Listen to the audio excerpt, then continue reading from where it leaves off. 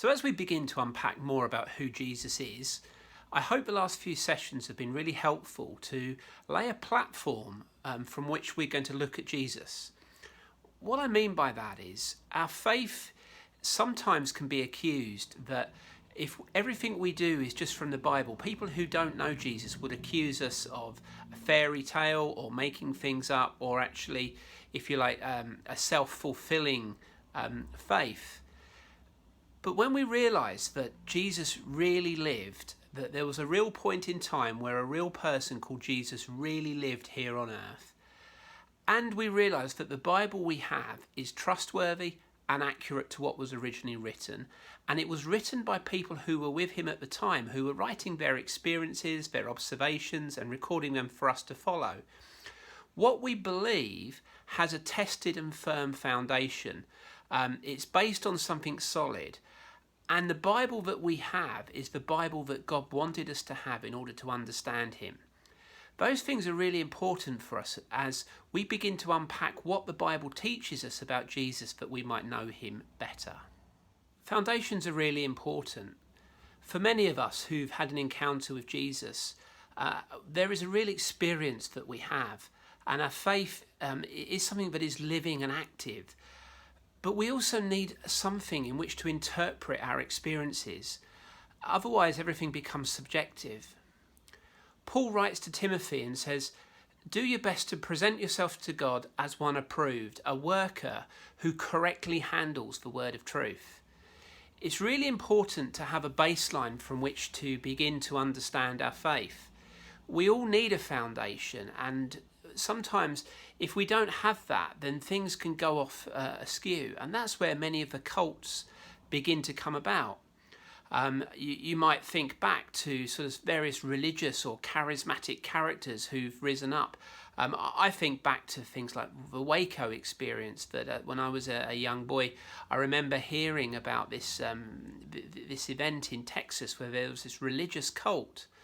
And you can look at things like Mormons or Jehovah's Witnesses and realise that they've taken various experiences and they've moved away from a foundation. That's why it's really important that if we're in doubt about something, we have to have a baseline to go back to check it out. It's also important we don't confuse style with substance. Just because somebody has a really charismatic presentation doesn't mean that there's actually anything behind it. We need something which is firm and has a foundation. And the problem we have today is that for many Christians, we don't actually open our Bibles. We listen to a podcast, we go to church, sing a few songs, listen to a few preachers, and think that that's good enough. When actually we need to be prepared to dig into the Bible to understand what it really teaches. We need to use that baseline to build a deeper understanding, a deeper relationship, and a deeper faith in Jesus Christ. It's really important for us to lay this foundation to look at the person of Jesus, because we're going to use the Bible to help us unpack and go deeper to understand more about his character, but also more about his purpose and why he had to come.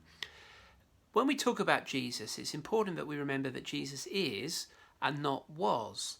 Jesus is alive today, and he wants to have a relationship with us today. Jesus came to reveal the Father, and the Holy Spirit comes to reveal Jesus. And for many of us, having an encounter with Jesus is a life-transforming experience.